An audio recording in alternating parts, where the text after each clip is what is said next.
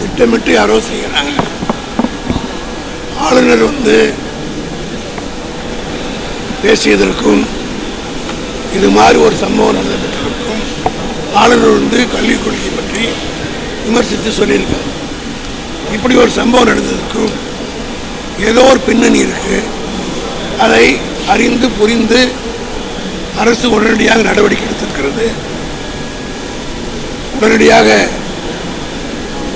இது மாதிரி நடக்கக்கூடாது. நான் கூட பேசுகிற போது குறிப்பிட்டேன். ஆகவே இந்த மாதிரி சில புல்லுரிமைகள் அங்கங்கே வருவாங்க. அதை அரசு உடனடியாக கவனித்து 24 மணி நேரத்துக்குள் நடவடிக்கை எடுக்கப்பட்டிருக்கிறது. இதுபோல் இனிமேல் நடக்காமல் எல்லோரும் பார்த்துக்கொள்ள வேண்டும். ஆசிரியர்கள் மட்டுமல்ல, பெற்றோருக்கும் இந்த பொறுப்பு இருக்கிறது.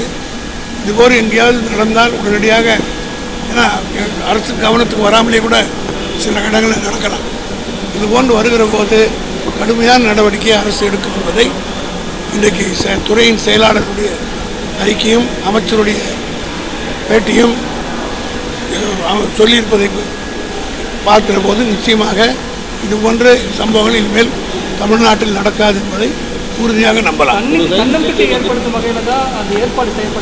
அது முட்டாள்தனமாக இருந்தது. எப்படி தன்னம்பிக்கையாகும்? இந்த ரேஷனல் ஹியூமன் பீயிங் அதை ஏற்றுக்கொள்ள முடியாது. போன ஜென்மத்தில் நடந்து இந்த ஜென்மத்தில் வார்த்தைகள் கடுமையாக வந்துவிடும். ஆகவே இது சமுதாயத்தை இன்னே தமிழ்நாடு கல்வியிலே சிறந்து நிற்கிறது. இந்தியாவிலே நம்பர் 1 மாநிலம் தமிழ்நாட்டிலே கல்வியிலே முதலிடம் பெற்றிருக்கிறது என்பதை ஜீரணிக்க முடியாமல் சில சக்திகள் இதை கெடுக்க வேண்டும் என்ற நோக்கத்தோடு செயல்படுகிறார்கள். அது ஒரு பொழுதும் இது பெரியார் பிறந்த மண், அண்ணாவால் பக்குவப்படுத்தப்பட்ட மண், கலைஞரால் வழிநடத்தப்பட்ட மண், இன்றைக்கு தளபதி மு.க. ஸ்டாலினால் தலைமை தாங்கி நடத்தப்படுகிற மண். ஆகவே இது போன்ற மூட நம்பிக்கைகள், இது போன்ற தவறான கருத்துக்கள் இங்கே நுழைவதற்கு ஒருபோதும் அனுமதிக்க மாட்டோம். நுழையாது.